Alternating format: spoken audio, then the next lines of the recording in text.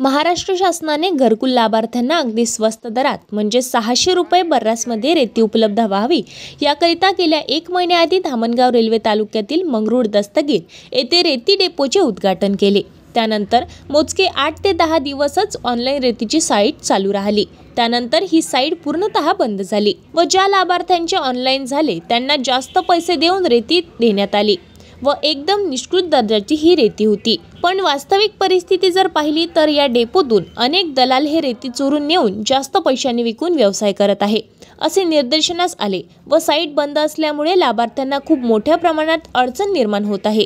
या सर्व गोष्टी घेऊन आज प्रहार जनशक्ती पक्षाचे जिल्हा प्रमुख प्रवीण हेंडवे यांच्या नेतृत्वात धामणगाव रेल्वे प्रहार तालुका प्रमुख सूरज गंथडे यांनी धामणगाव रेल्वे तालुक्यातील घरकुल लाभार्थ्यांना घेऊन तहसीलदार साहेब यांना निवेदन दिले व जर का 8 ते 10 दिवसात ही साईट चालू होऊन घरकुल लाभार्थ्यांना रेती उपलब्ध झाली नाही तर प्रहार जनशक्ती पक्ष अमरावती येथे आंदोलन करेल याची नोंद घ्यावी असा इशारा सुद्धा तहसीलदार साहेबांना निवेदनात देऊन यावेळी प्रहार जनशक्ती पक्षाचे कार्यकर्ते व धामणगाव रेल्वे तालुक्यातील घरकुल लाभार्थी प्रामुख्याने उपस्थित होते। वेळेस ट्रक भरून अमरावतीला जाते, बाहेर ठिकाणी जाते, त्याच्यावर प्रशासनाचं बिलकुल वाच नाही आहे। प्रशासन मला तर असं वाटतं की निम्मेपटीने धंदा चालू केला की काय। रेती उपलब्ध नसल्यामुळे माझं घरकुल अपूर्ण आहे। मला 3 टप्पे घरकुलाचे मिळालेले आहे, परंतु रेती नसल्यामुळे मी माझं घरकुल पूर्ण करू शकलो नाही। धामणगाव रेल्वे तालुक्यामध्ये मागील 15 ते 20 दिवसापासून वर्धा रेतीच्या घाटाचं उद्घाटन झालं होतं। त्या घाटाचा उद्देश असा होता की तालुक्यातील ग्रामीण भागातील जे घरकुल धारक आहेत त्यांना स्वस्तात आणि फुकटात कमी पैशामध्ये रेती भेटावी। परंतु आज 15-20 दिवस झाले धामणगाव रेल्वे तालुक्यातील जे घरकुल आहे त्या घरकुलातील लाभार्थ्यांना अजूनपर्यंत कुठेही रेती भेटलेली नाही। तहसीलदाराकडे आलो तर ते असे म्हणतात का अजूनपर्यंत ऑनलाईन झालं नाही आणि बीडीओकडे गेलो तर बीडीओ आज तर हजर नाही आहे, परंतु त्यांनी इथली वेबसाईट बंद असतात। तर हा डेपो चालू कोणासाठी केला?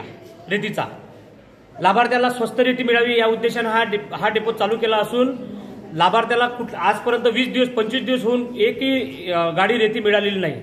आम्ही प्रहार जनशक्ती पक्षाच्या वतीने आज शासनाला, प्रशासनाला आणि डेपोवाल्यांना विनंती करतो, इशारा देतो, जर तुम्ही या 8 दिवसात गरजू लाभार्थ्यांना, घरकुल लाभार्थ्यांना जर रेती दिली नाही, चांगली रेती द्या। त्याच्यातल्या त्या रेती अशी आता ते रेतीचा तर ते व्यवसाय करत आहे, म्हणजे रेती काढत आहे 20 दिवसापासून, परंतु ते बाहेरच परस्पर विकत आहे। चांगली रेती विकत आहे, काही ठोकळ म्हणजे जाडी रेती विकत आहे।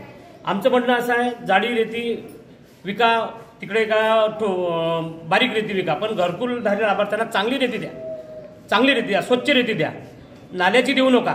डेपोमध्ये असा एक तालुक्यामध्ये एक सर्वे केला का नाल्याची पण रेती आणून तिथे जमा करून ते गरीबाला विकत आहे।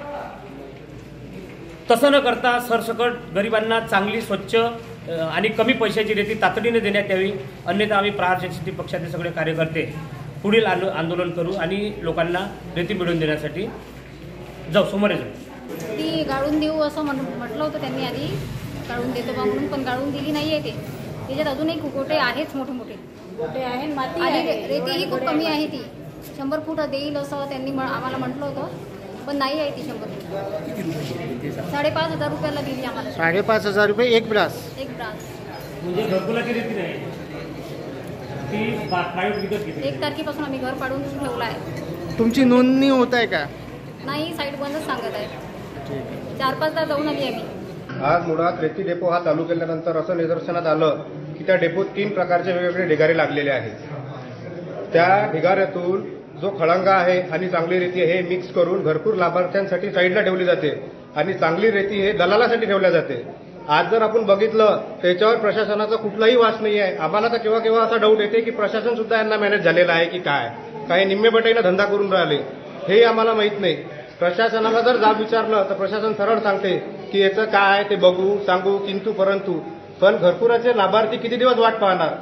त्यांना जर त्यांनी चेक दिला ते सांगते की एवढ्या दिवसात तुम्ही बांधकाम पूर्ण करा, पण रेतीच मिळाली नाही तर ते लाभार्थी घर बांधेल कसं? हा पण एक खूप मोठा भयंकर प्रश्न आहे। आणि धामणगावचं प्रशासन तर असं आहे की कुठल्याही पद्धतीनं जर आपण जाब विचारायला गेलो तर किंतु परंतु मध्येच उत्तर देतात। त्याच्यामुळे आम्ही प्रहार जनशक्ती पक्षामार्फत त्यांना एक सूचना देतो की जर येत्या 8-15 दिवसात जर यांना रेती व्यवस्थित उपलब्ध करून दिली नाही तर काय होईल याचा प्रशासनाने सोमवारचा अमरावतीत विचार करून घ्यावा। AS न्यूज महाराष्ट्रासाठी धामणगाव रेल्वे येथून प्रतिनिधी संतोष वाघमारे।